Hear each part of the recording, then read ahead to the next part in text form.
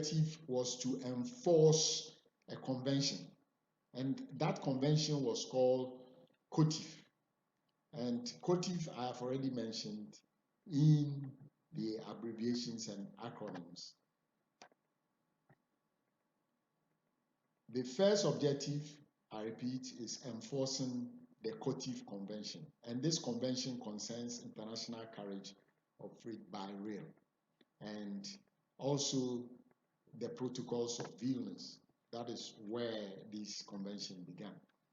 The second objective is the widening of the scope of COTIF and harmonizing with other transport legislation in order to facilitate in the longer term through carriage by rail under a single legal regime from Atlantic to Pacific Sea to cover all the countries in Europe, Middle East, Far East, and up to the Pacific.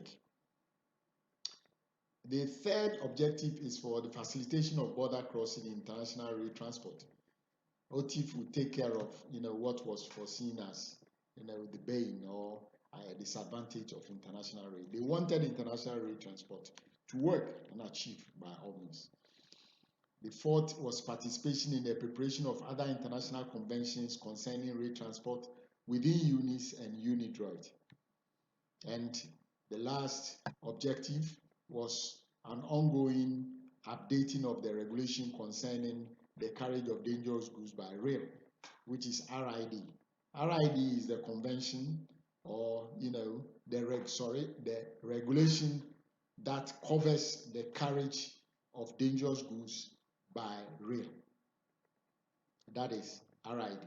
So you see some of the abbreviations that we learned have appeared here.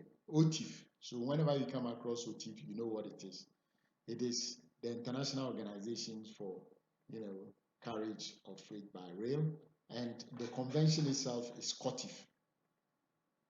Right. So here we have two large international bodies that regulate international rail transport. They are UNIS, United Nations Economic Commission for Europe, and then OTIF, which is an intergovernmental organization for international carriage by rail.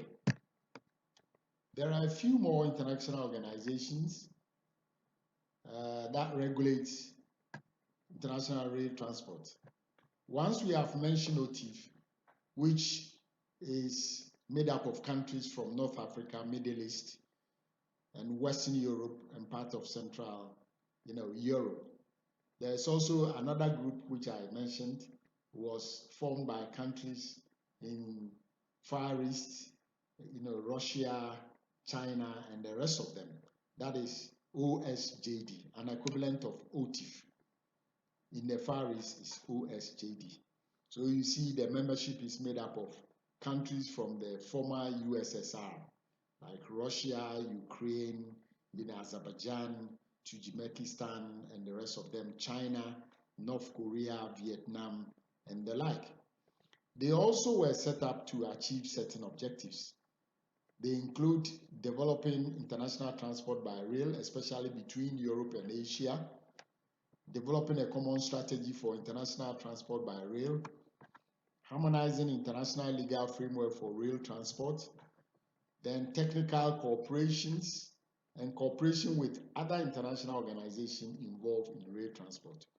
And you see that the objectives of OSJD is almost the same as the objective of OTIF, except that the OTIF is for North Africa, Middle East, and Western European countries, and OSJD, as it used to be, was for Central Europe, Far East, Russia, China, and the rest of them.